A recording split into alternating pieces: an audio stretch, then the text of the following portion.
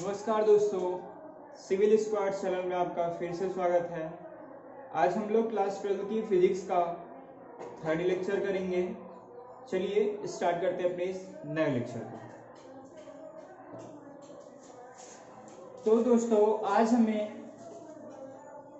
दर्पण के बारे में पढ़ना है।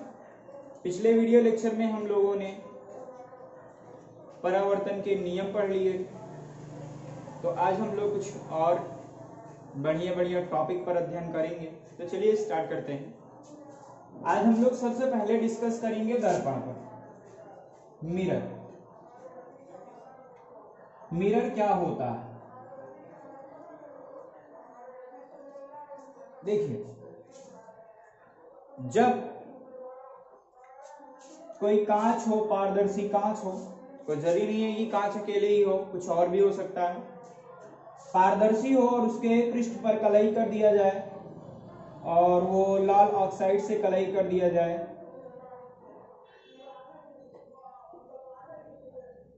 तो इस निकाय को, इस युक्ति को बोला जाता है दर्पण। क्या बोला जाता है? दर्पण। अब कहेंगे ये एकदम प्लेन ही रहना चाहिए? नहीं, आपका ऐसे स्फेरिकल भी हो सकता है, मतलब गोलीय भी हो सकता है। उस पर डिस्कस करेंगे हम लोग आगे। चलिए आगे देखते हैं हम लोग। जो दर्पण होता है, दर्पण दो प्रकार के होते हैं। कितने प्रकार के? दो प्रकार के। पहला क्या होता है? समतल दर्पण।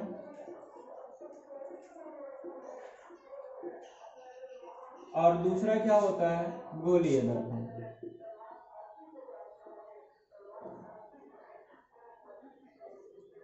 जो समतल दर्पण होता है ये प्लेन मिरर होता है। पीछे पड़े हो, परावर्तन की घटना करवाया था मैंने इस पे, ऐसे भैया इसको पलट लेना, समझ रहे हो बात को?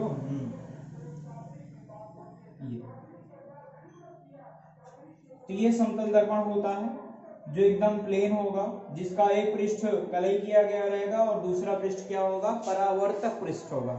ऐसे दर्पण को बोला जाता है समतल दर्पण। बात करें गोलीय दर्पण की, तो गोलीय दर्पण बहुत सिंपल है। कोई भी खोखला गोला हो, कांच का खोखला गोला हो, तो हमने ले लिया कांच का खोखला गोला, इसको काट लो, काट दिया भैया, काटने के पश्चात ऐसे मिल गया।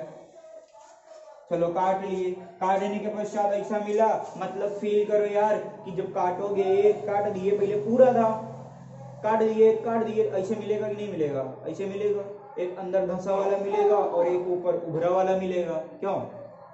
तो ये धंसा वाला जो पृष्ठ होता है, इस पृष्ठ को बोला जाता है अवतल पृष्ठ, और ये जो उभरा वाला पृष्ठ होता है, इस पृष्ठ को बोला जाता है उत्तल पृष्ठ। चीज समझ लेना, जो धंसा होगा अवतल, जो उभरा होगा कौन सा पृष्ठ होगा? उत्तल पृष्ठ। ठीक है, चलो अभी तो इस पे डिस्कस करना है हम लोग को। तो काट लेना, काटने के पश्चात हमको ऐसा मिल गया।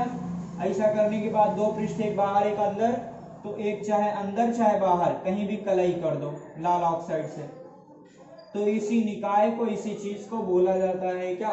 गोलीय दर्पण। क्या बोला जाता है? गोलीय दर्पण। समझ में आ रहा है? चलो अब बात आती है कि गोलीय दर्पण होता कितनी प्रकार का है। तो गोलीय दर्पण भैया दो प्रकार के होते हैं। एक होता है अवतल दर्पण और एक होता है उत्तल दर्पण। समझ रहे हैं? और मुख्य रूप से हमें इन्हीं लोगों पर डिस्कस करना। तो चलिए डिस्कस करते हैं, मिटाते हैं इन लोगों को। चलो फर्स्ट नंबर हम लोग अध्ययन करेंगे अवतल दर्पण का,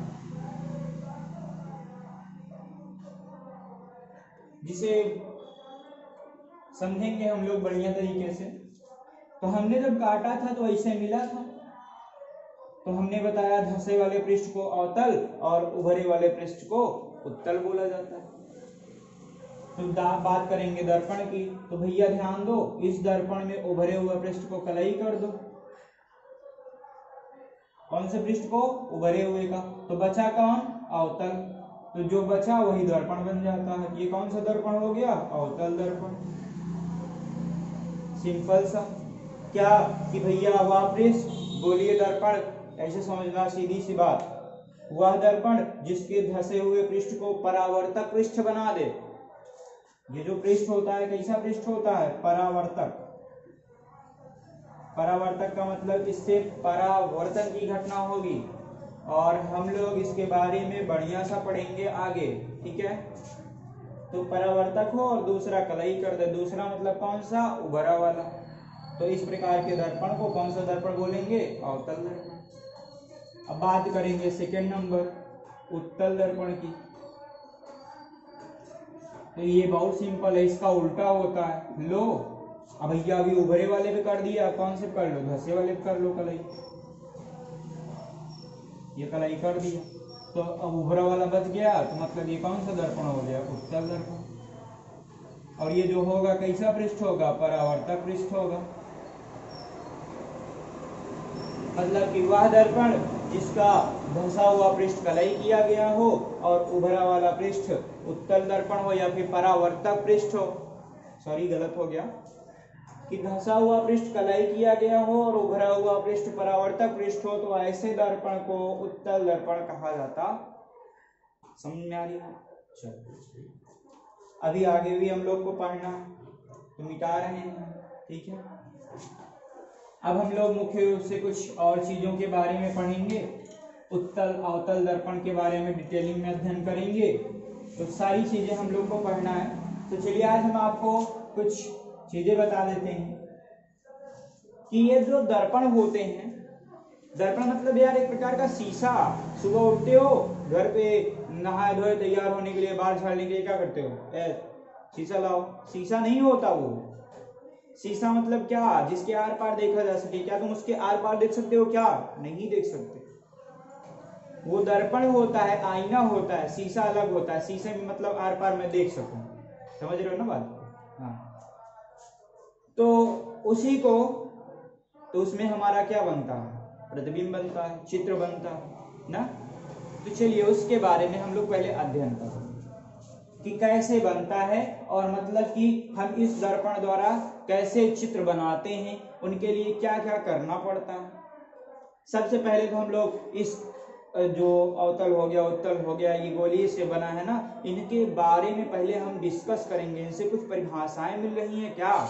चलो पहले परिभाषा डिस्कस करते हैं। तो गोलीय दर्पण देखो ऐसे था, एक गोला था, इस गोले को हमने क्या किया था? काट लिया था। काटने के पश्चात समझ लो अलग हो गया। अलग मतलब डैश डैश में कर दे रहा हूं, ठीक। काट दिए, अलग हो गया। ये केंद्र था, किसका केंद्र था? बड़े वाले गोले का, समझना।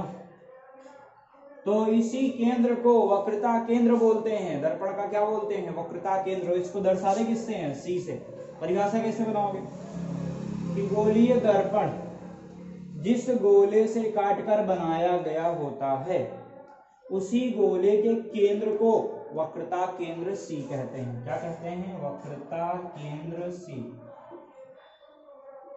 हाँ, वक्रता केंद्र सी है। अब ध्यान दो, काट कर बनाए और इसको क्या किए थे? पेंट किए थे, कलई किए थे ना। हाँ, कलई किए थे। इसके एक सिरे का नाम यम1 दे देते हैं, दूसरे सिरे का नाम यम2 दे देते हैं। तो यार भैया इस मिरर का कहीं पे मिडिल पॉइंट तो होगा ही। इस मिडिल पॉइंट को बोलते हैं दर्पण का ध्रुव। क्या बोलते हैं? दर्पण का ध्रुव। इसको किससे दर्शाएंगे? पी से, पोल। समझ रहे हो ना? हाँ, ध्रुव पी हो गया। क्या?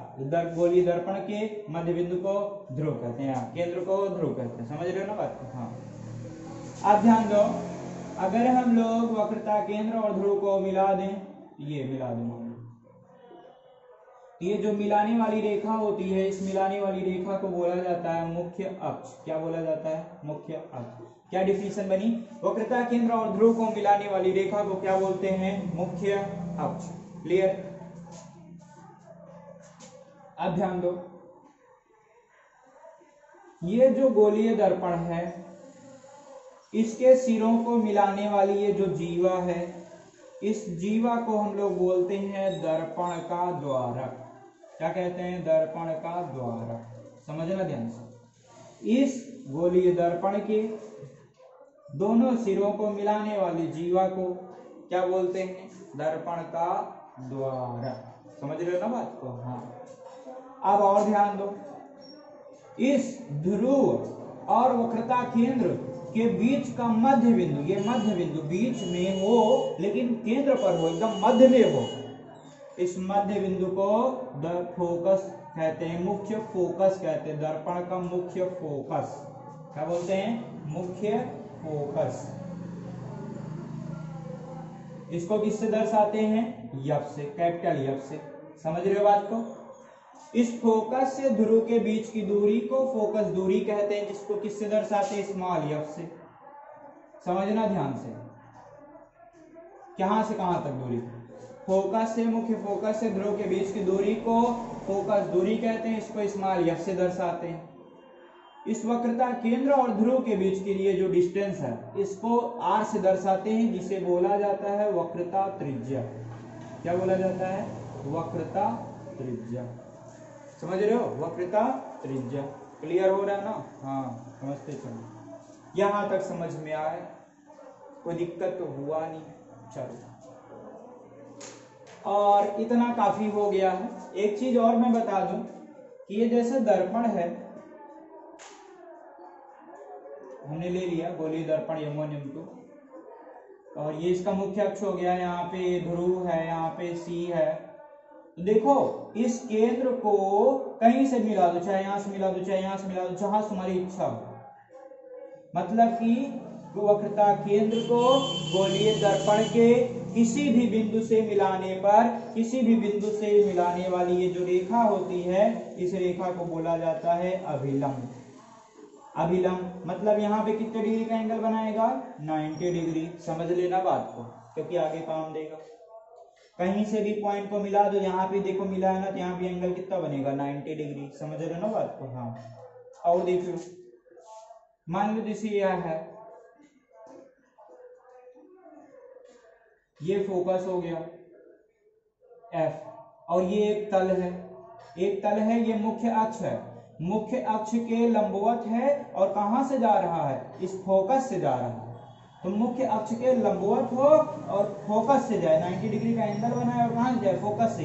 तो ऐसे तल को मतलब देखो, ये एक लाइन थी मुख्य अक्ष, तो मुख्य अक्ष के लंबवत ऐसे एक तल था, एक तल ऐसे चला गया एकदम लंबवत हो और कहां से जाए? फोकस से जाए। तो ऐसे तल को बोला जाता है फोकस तल। क्या बोला जाता है? फोकस तल। समझ रहे हो ना? इतनी सारी डिफिनेशन थी, इतनी सारी डिफिनेशन कंप्लीट कर डालो, फिर आगे हम लोग के लिए बहुत आसान हो जाएंगे। ठीक है, चलो इतना नोट कर लो, फिर हम लोग मिलेंगे आपको अपने अगले वीडियो में। ठीक है, तब तक के लिए धन्यवाद।